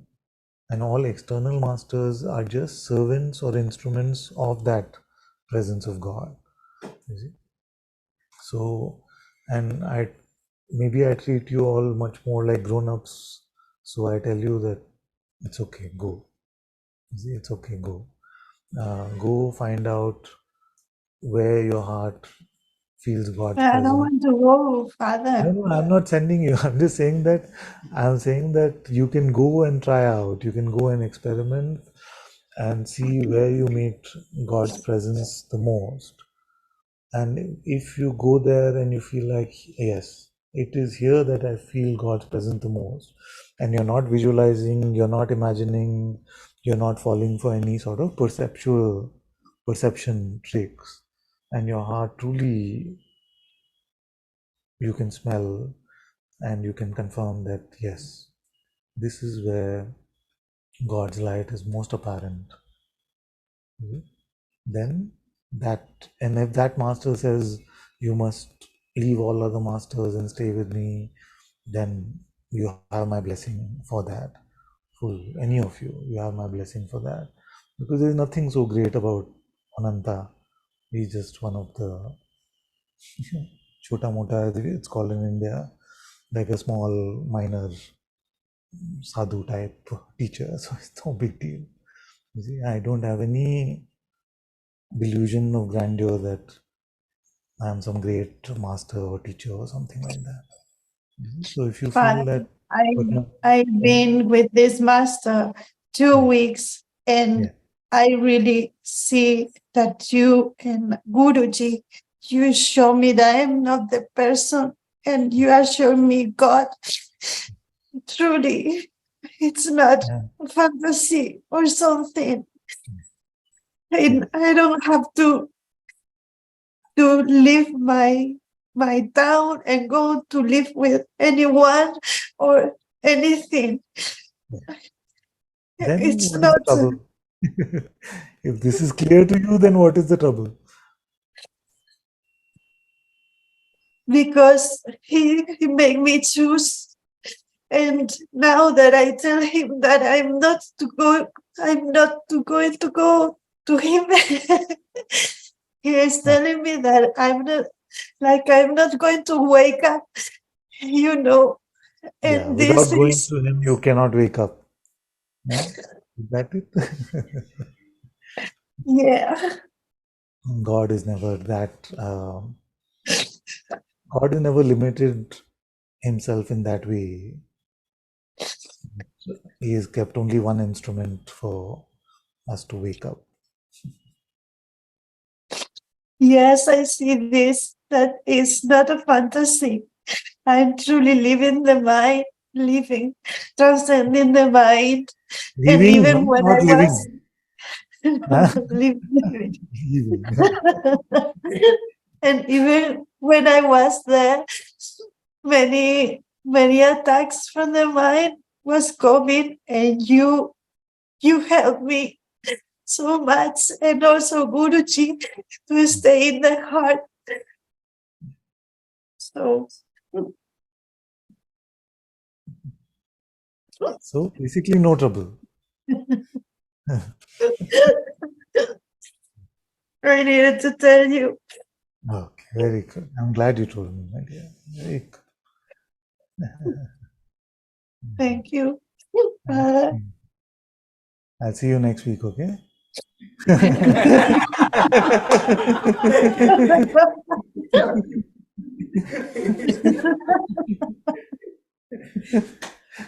Bangalore. Oh, Bangalore. Zoom is fine. Bangalore is also fine. Whatever you.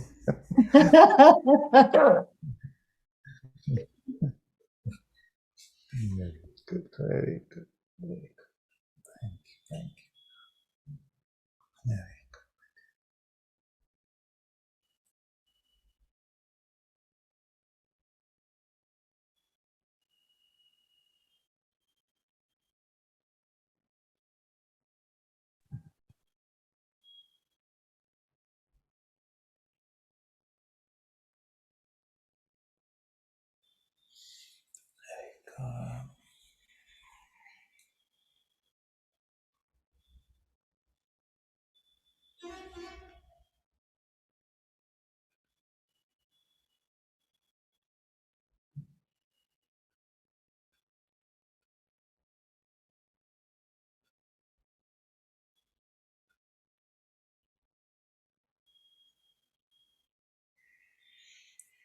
Thank you all so much for being in Satsang today. Sadguru Shri Muji Baba ki Jai. Guru Kripa Kevalam.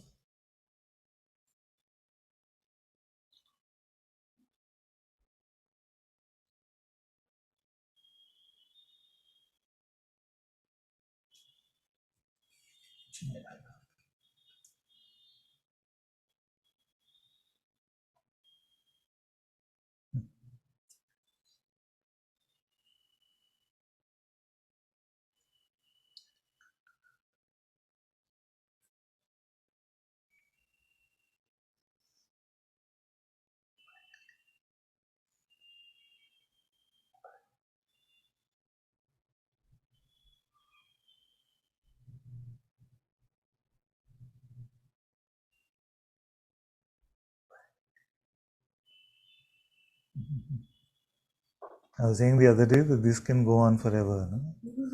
Because I can't not wave back. If any of you waves, I have to wave back. So then because I wave, then you wave back. So we can just, this could go on for a few weeks actually.